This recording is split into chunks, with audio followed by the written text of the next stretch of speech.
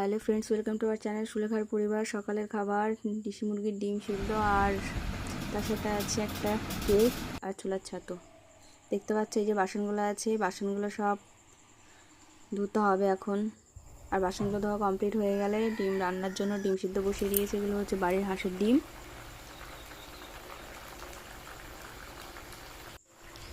আলু কেটে নিয়েছি, পেঁয়াজ রসুন কাটা হয়ে গেছে, আর পেঁপে ভাজা করবো। সেই পেঁপেটা কেটে নিয়ে ডিমগুলো ভাজা বসিয়ে দিয়েছি। আর এই যে মশলা টশলা কষিয়ে তারপর আলু দিয়ে দিলাম আর ডিমগুলো ভেজে রেখেছি।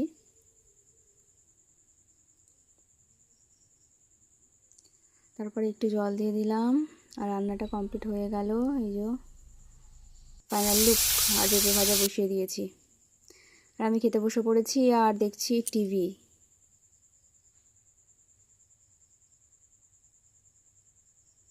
এই যে ডিম, হাঁসের মুরগির ডিম, হাঁসের ডিমের তরকারি। আর আমি রেডি হয়ে গেলাম, আজকে আসছি মার কাছে। তো এই শাড়িটা পরেছি আর ব্যাগ, ছোট্ট একটা ব্যাগ নিয়ে নিয়েছি, ব্যাস আর কিচ্ছু না। তো তারপরে কিছুটা দূর মা আমাকে এগোতে আসলো, শাশুড়ি এগিয়ে দিল। তারপর টোটোতে করে চলে এলাম, টোটোতে করে আসছি। টোটোতে করে বাজার পর্যন্ত আসবো, কারণ বাজারে মা আসবে, তো মার সাথে তারপরে বাড়ি চলে আসবো।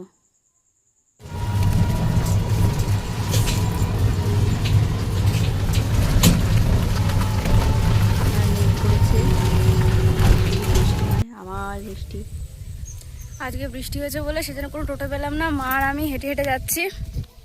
এই যে মা আর আমি দুজনে মিলে হেঁটে হেঁটে যাচ্ছি। এখন জোয়ার না ফাটে মা। আর এই দেখো ইটের রাস্তা, অর্ধেকটা হয়ে শেষ হবে।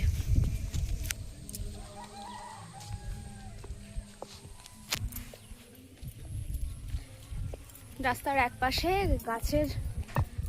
গাছ সারি সারি গাছ লাগানো আছে, আর এক পাশে নদী। কি সুন্দর আমাদের এই জায়গাটা, আর সত্যি ভালো বলো। ও আমি মাকে বলেছি, মা আমাদের অনেকদিন পরে আসছি, একটু মশলা মুড়ি কিনে দাও, মশলা মুড়ি খেতে খেতে যাবো।